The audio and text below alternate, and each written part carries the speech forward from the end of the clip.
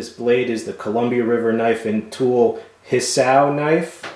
Alright, sorry if I mangled that name, but it translates as certain victory. The blade length, by my measurement, is 12.5 inches. Right, and the handle, it's cord wrapped, and the cord is hardened with resin, and underneath the cord is ray skin. And if you know ray skin, it has a very rough texture, right, for extra grip. Now the steel on this is YK30.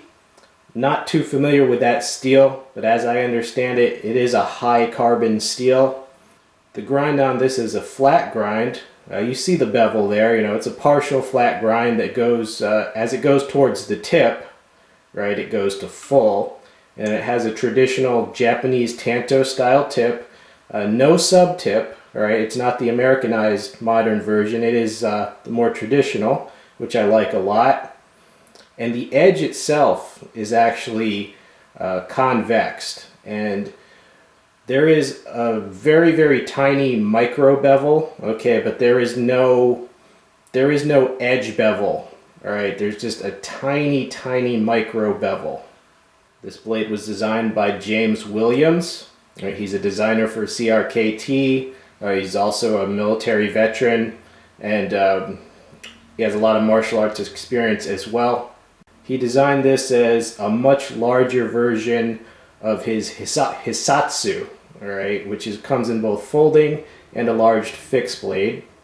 All right, and for the size comparison, there is a CRKT Hissatsu fixed blade. You can see the Hisshou is, you know, it's almost twice the length. Pretty impressive. The blade did come razor sharp, you know, dangerously sharp.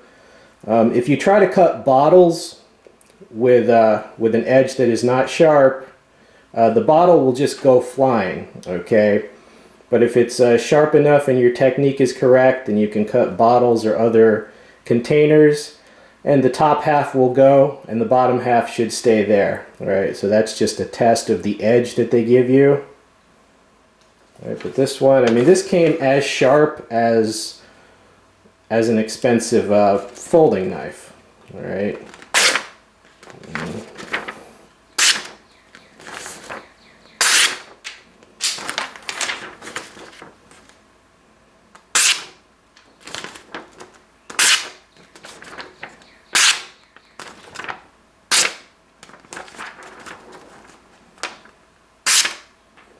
I mean, there's expensive, you know, really expensive folding knives that don't even come as sharp. I mean, that's incredible sharpness for such a large blade.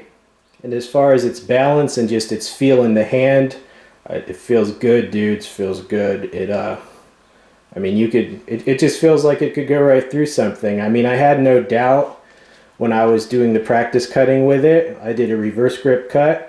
I had no doubt whatsoever that this could cut a forearm. It could cut right through a forearm with the same stroke.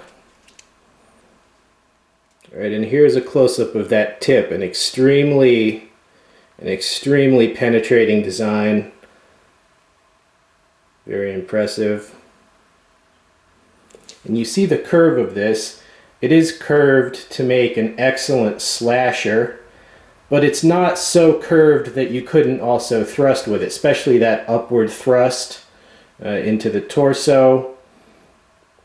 And you know, he designed it that way so it would be capable of both slashing and thrusting techniques, and also obviously close cutting and slicing. I mean, this is very, see the mirror polish there, camera.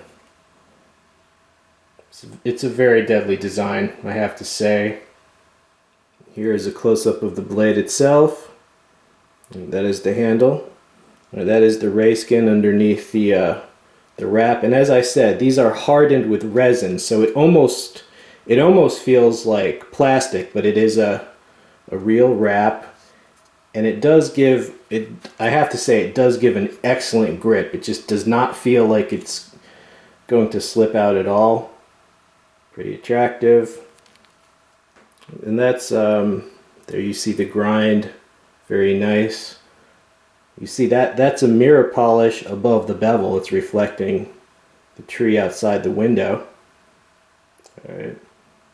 It's a little different on the other side.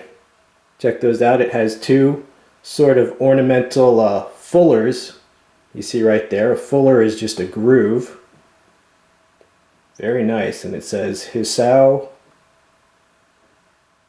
And according to the designer, he purposely left a guard off of this design. All right, and what he said was that he didn't want any risk when deploying the blade. He didn't want any risk of a guard snagging on, you know, belts, web gear. This was designed by a soldier, and it was designed, you know, possibly for soldiers. All right, and here's a size comparison. As you can see, the Hisshou is roughly the same size as the Cold Steel 12-inch blade barong machete, as well as the Cold Steel Gurkha kukri. And people always ask what hand weapon they could use if they're not legally permitted to own guns where they live. Well, you know, I'm not going to tell you what to use, but maybe this will give you some ideas. This is the sheath that comes with the Hisshou. You see it has the slots and eyelets all around. All right, and it is molded Kydex. See, it kind of clicks in that portion. It's the blade in the sheath. It does hold it securely and silently.